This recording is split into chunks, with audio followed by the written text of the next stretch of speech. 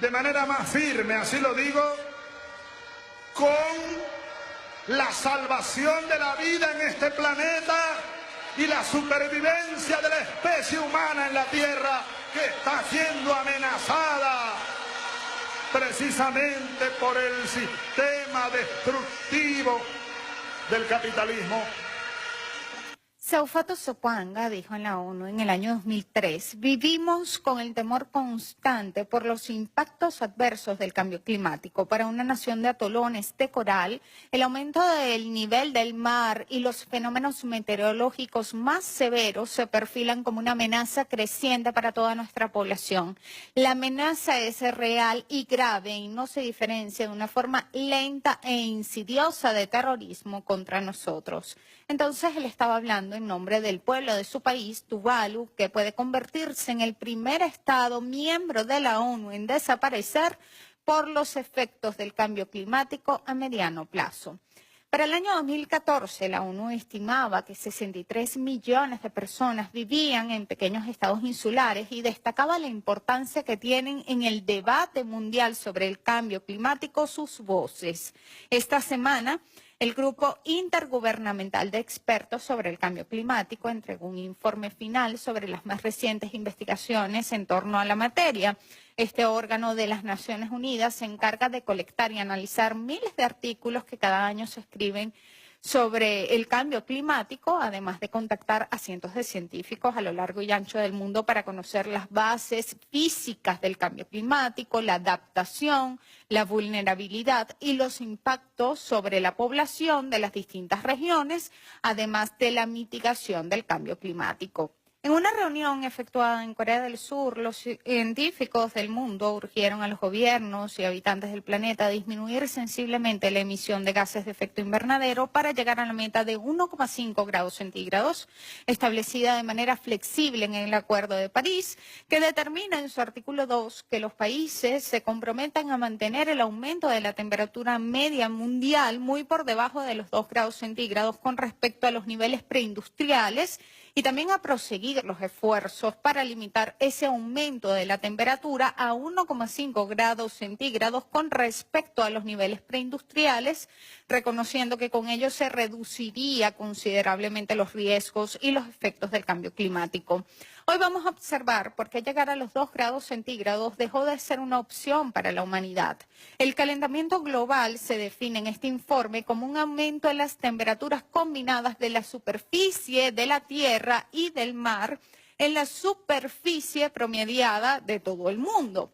Para distinguir los conceptos entre calentamiento global y temperatura promedio estimada, los expertos han establecido que el primero engloba los cálculos en un lapso de 30 años y el segundo término va referido a un periodo inferior. En consecuencia, la última década evaluada, que comprendió desde el año 2006 al 2015, se ha estimado que el promedio global alcanzó a los 0,87 grados centígrados. Dicho en criollo, el planeta es un grado más cálido en comparación con la temperatura que tenía en los tiempos preindustriales. Entonces, el desarrollo de la producción capitalista debe transformarse con urgencia o la vida de nuestra especie está en riesgo. Los expertos alertaron que vamos en camino a los 3 grados de calentamiento global en un futuro demasiado cercano como para sentirnos cómodos. La decisión afectará a la edad mediana de los niños de hoy. El calentamiento no es un fenómeno regular, varía por regiones y lógicamente también por estaciones. Ya se han registrado en ambos casos, tanto en regiones como estaciones, calentamientos superiores al promedio global.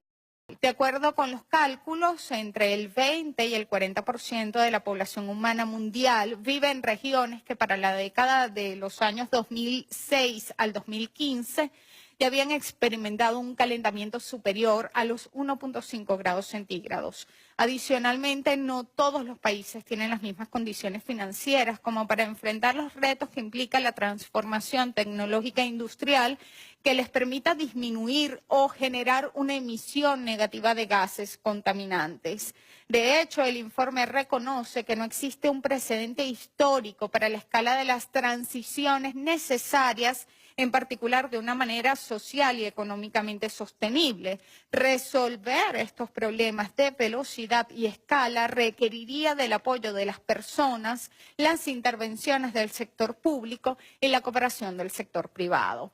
De acuerdo con un reporte de la BBC sobre este tema, tendremos que invertir una gran cantidad de efectivo cada año, aproximadamente 2,5% del Producto Interno Bruto Mundial, el valor de los bienes y servicios producidos durante 2 décadas.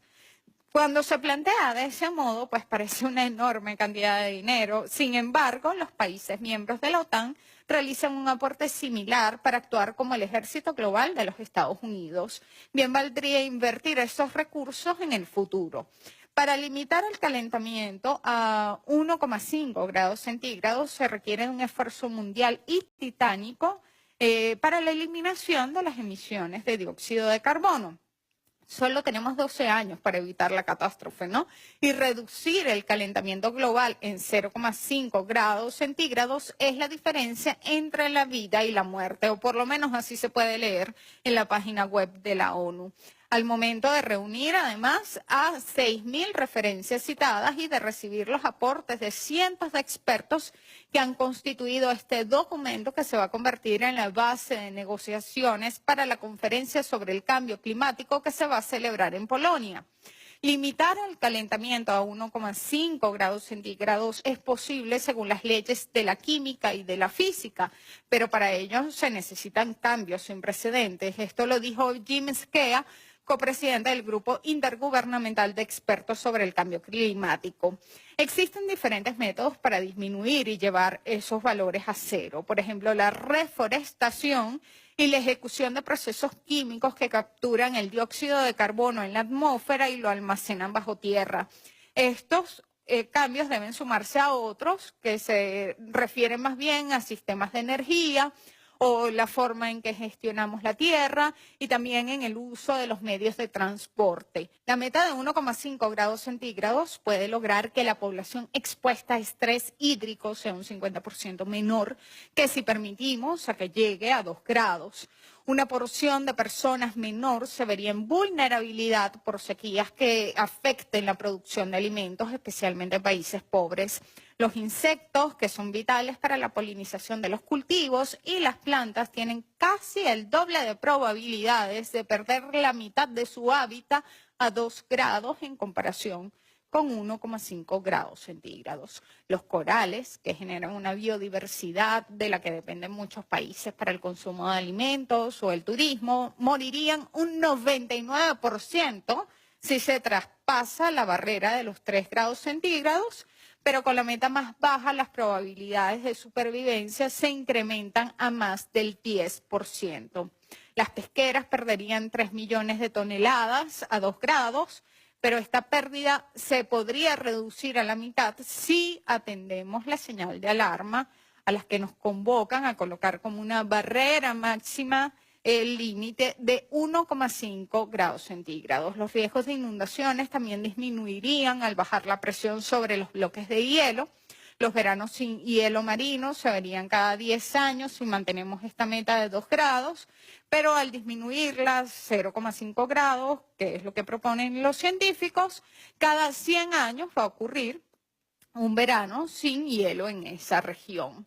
Los síntomas del calentamiento global no son un ejercicio de imaginación. Según la Organización Mundial para la Salud, 7 millones de personas mueren cada año por la exposición a las partículas finas contenidas en el aire contaminado, las cuales penetran profundamente en los pulmones y en el sistema cardiovascular y provocan enfermedades como accidentes cerebrovasculares, cardiopatías, cáncer de pulmón, neumopatía obstructiva crónica e infecciones respiratorias, por ejemplo, la neumonía. 9 de cada 10 personas en todo el mundo respiran aire contaminado. 3.000 millones de personas, esto es más del 40% de la población mundial, siguen sin tener acceso a combustibles y a tecnologías de cocción limpias en sus hogares, lo que constituye la principal causa de la contaminación del aire doméstico. Ya podemos ver además huracanes devastar naciones isleñas del Caribe y arrasar con las costas estadounidenses. También vimos la sequía extrema que enfrentó la ciudad del Cabo, incendios forestales en el Ártico. No hay tiempo para debates. La humanidad necesita que actuemos de inmediato. Y cuando comparamos esta urgencia con la voluntad política de los estados y las corporaciones, el panorama es desalentador. Estados Unidos, a lo largo de 160 años, ha emitido más cantidad de gases contaminantes a la atmósfera que cualquier otra nación, con la emisión del 27% del dióxido de carbono entre los años 1850 y el 2011. En la actualidad, es el segundo emisor, solo superado por China, aunque su territorio y cantidad de población es muchísimo menor en comparación con el gigante asiático. En este contexto, Donald Trump ha manifestado su decisión de retirar a los Estados Unidos del Acuerdo de París. En Brasil, hogar de la selva tropical más grande del planeta, las elecciones del pasado 7 de octubre dejan con grandes probabilidades de triunfo a Bolsonaro, otro escéptico del cambio climático que ha amenazado con abrir la selva amazónica a la agroindustria y otras formas de explotación. En Gran Bretaña, un informe oficial reconoció que el fracking incrementa la contaminación atmosférica y, sin embargo, este documento permaneció oculto durante 3 años, tiempo suficiente para declarar la explotación del gas y del esquisto una prioridad nacional y acelerar el otorgamiento de las licencias para la práctica de la fracturación hidráulica. En Alemania, los activistas de la ecología acaban de cosechar un triunfo importante tras décadas de resistencia en Habach, un bosque que está siendo deforestado para dejar a cielo abierto una mina de lignito y cuya explotación ha sido realizada por decisión mundial. Los gobiernos parecen más interesados en la competencia neoliberal que en el futuro. El modelo de explotación capitalista pone en riesgo el futuro de las generaciones más próximas que ni siquiera podrán debatir sobre el fracaso del modelo del egoísmo sobre este planeta. Las corporaciones tienen grandes responsabilidades en esta situación. Kevin Anderson respondió al informe de los expertos de la ONU denunciando que casi el 50% de las emisiones globales de carbono provienen de las actividades que realizan alrededor del 10% de la población que habita este planeta. La realidad es que solo 100 empresas son responsables del 71% de las emisiones de gases de efecto invernadero desde el año 1988. Esta semana el movimiento Break Free from Plastic difundió su informe de auditorías de marcas en la basura plástica que contaminan los mares. Más de 187.000 piezas de basura plástica fueron auditadas, identificando a miles de marcas cuyos empaques se basan en los plásticos de un solo uso que contaminan nuestros océanos y cursos de agua a nivel mundial. Coca-Cola fue la principal contaminante en la auditoría global, con una contaminación plástica encontrada en 40 de los 42 países participantes. En América del Norte y del Sur, las marcas Coca-Cola, PepsiCo y Nestlé representan alrededor del 70% de los desechos hallados. Von Hernández, coordinador del proyecto, declaró: al continuar produciendo envases de plásticos desechables, problemáticos e irrecuperables para sus productos, estas empresas son culpables de destruir el planeta a gran escala. Es hora de que se responsabilicen y dejen de culpar a los ciudadanos por sus productos de desperdicio y contaminantes. Frente a esto, en el mundo contrastan dos modelos: el del fascismo como una concepción ideológica ofensiva del capitalismo y el del socialismo propuesto por Hugo Chávez.